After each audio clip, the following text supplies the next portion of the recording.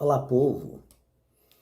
Hoje, gente, eu vou responder algumas perguntas que foram feitas aí nos vídeos já colocados no canal, tá? E que achei interessante estar respondendo, porque com isso vamos produzindo mais conhecimento, certo?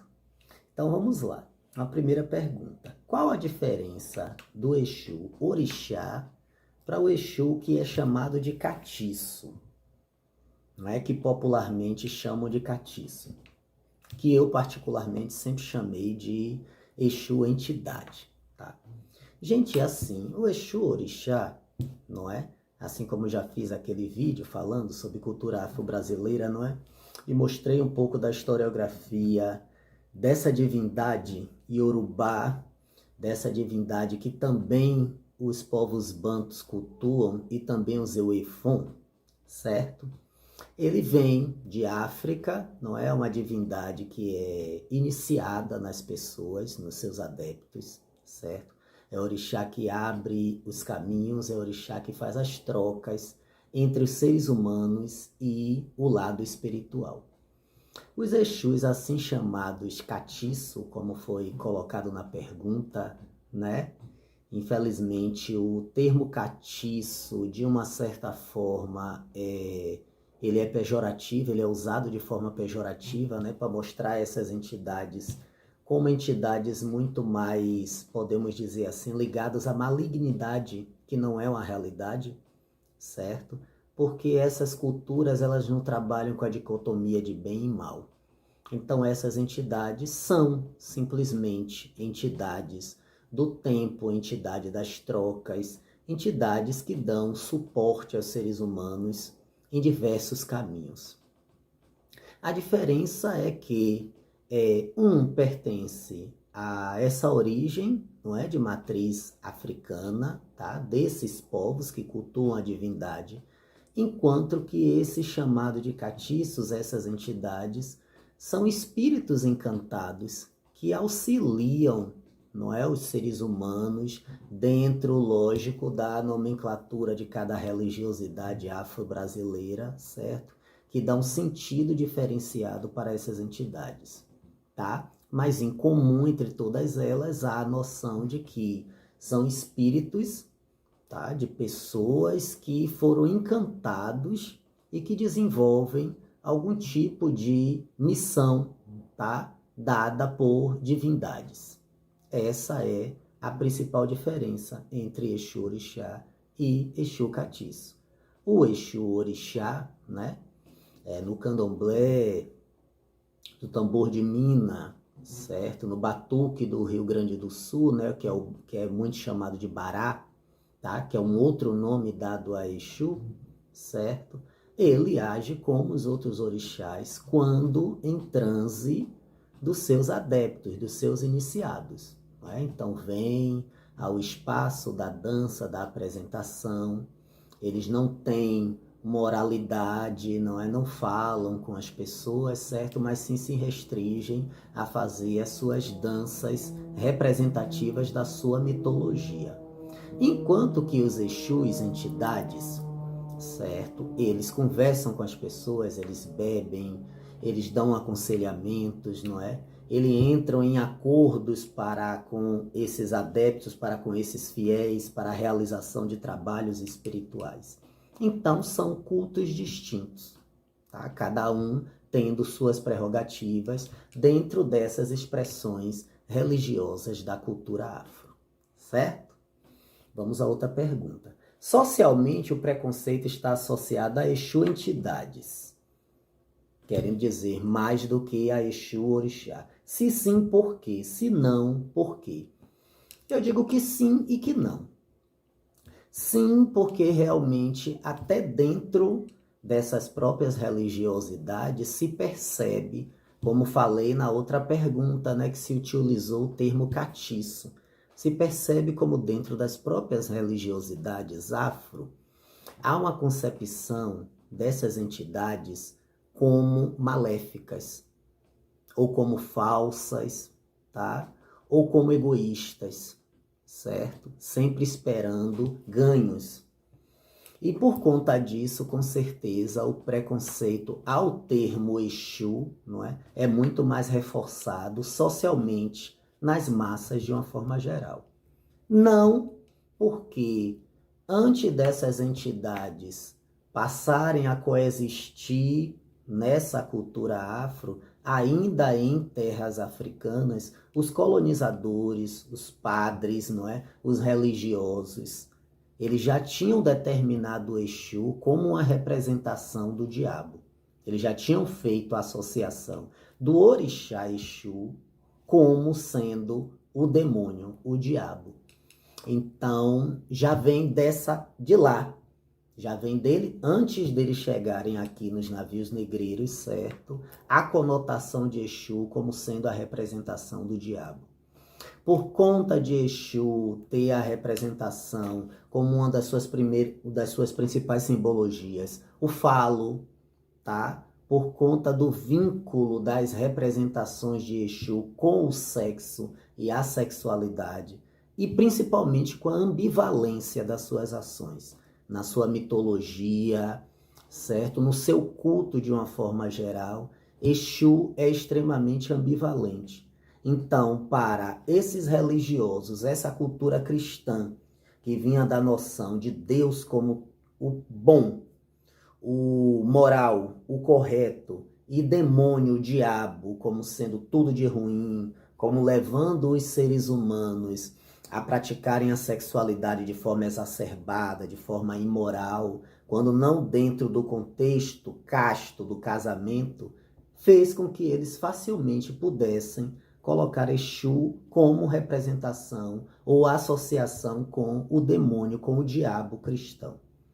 Além disso, gente, Exu também se utiliza dos oguês, quer dizer, dos chifres, tá? É uma representação de poder dentro dessas culturas africanas.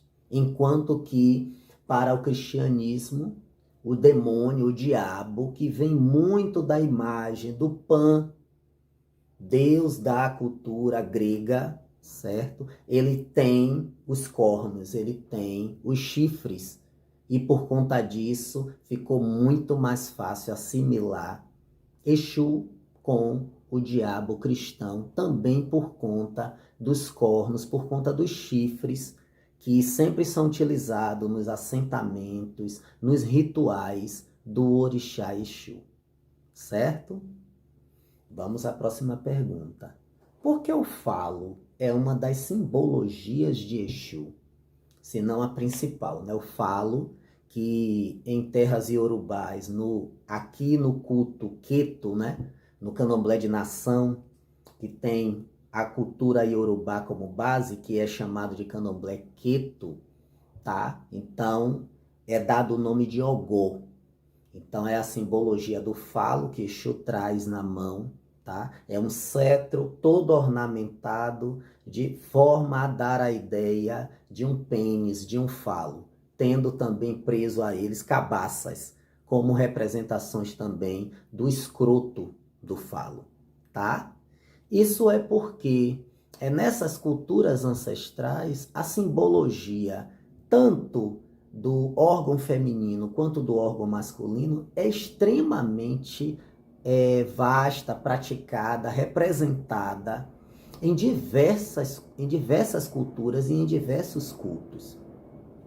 Não é somente, gente, o ogó, tá? O símbolo fálico de Exu, que é representação do pênis. Muitos não sabem, mas as espadas que os guerreiros, não é, que as divindades guerreiras trazem na mão, é um símbolo fálico também. Por isso, vou contar aqui e explicar como isso está intrínseco no culto dessas divindades. É por isso que as orixás femininas que se utilizam de espada, elas geralmente recebem no seu culto um animal masculino castrado, porque é justamente a simbologia de, por ela estar portando uma espada, um símbolo fálico, a necessidade dela receber um animal masculino, macho, castrado. Porque geralmente as orixás femininas, né, as divindades femininas, recebem como animais devotos, né, devotados a ela, animais femininos. Mas, no entanto, enquanto guerreiras, não é? Quando guerreiras, quando portadoras de espada, que é um símbolo fálico, elas irão receber um animal masculino que será castrado, certo? Isso vem dessa origem, dessa simbologia da espada como símbolo fálico. O cetro de Oxalá, não é? Do Lissá, certo? Na cultura Jeje, tá? Lemba, na cultura Angola, é também um símbolo fálico. É um símbolo do pênis. Todas essas simbologias remetem ao poder masculino de produzir vida, de trazer a vida, de fecundar. Então, o ato de Exu trazer o ogó na mão mostra que Exu é o grande fecundador do universo, é o grande fecundador do mundo. Não existe nada que possa ser feito dentro dessas culturas sem a presença de Exu. Exu é o primeiro a ser saudado. Se é o primeiro a ser saudado, para que aquele trabalho, para que aquele ebó, para que aquele caminho, para que aquela magia, aquela alquimia dê resultados, é necessário primeiro dar oferendas ao grande fecundador, para que aí ele semeie, ele fecunde e possa ser propício. É essa a simbologia. Então o falo traz essa simbologia.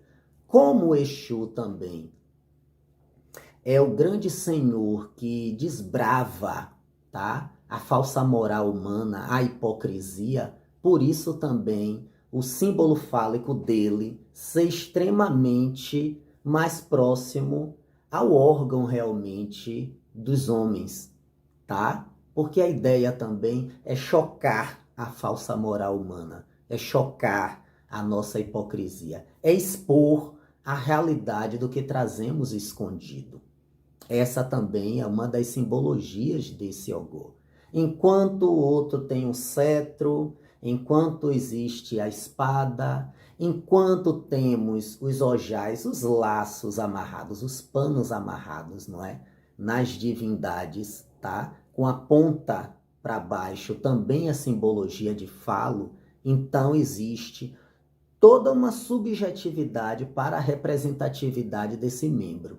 No caso de Exu, isso é exposto de forma escrachada. Faz parte justamente do contexto da divindade, de expor o ser humano, de nos colocar diante do que não queremos ver, do que queremos esconder. Isso é a base de Exu. É a base do que foi dado a Exu enquanto prerrogativa pelo universo dentro da mitologia iorubá por Olodumare, que é justamente confrontar os seres humanos na sua encruzilhada de conceitos, preconceitos e subjetividades. E com isso, Exu expõe o homem, o ser humano, exatamente como ele é. Exu nos mostra de forma crua, como somos de forma crua. Então, se o homem, o poder masculino de fecundar, está no pênis, Exu expõe isso publicamente para que todos apreciem, todos venerem e todos respeitem a origem da fecundidade masculina.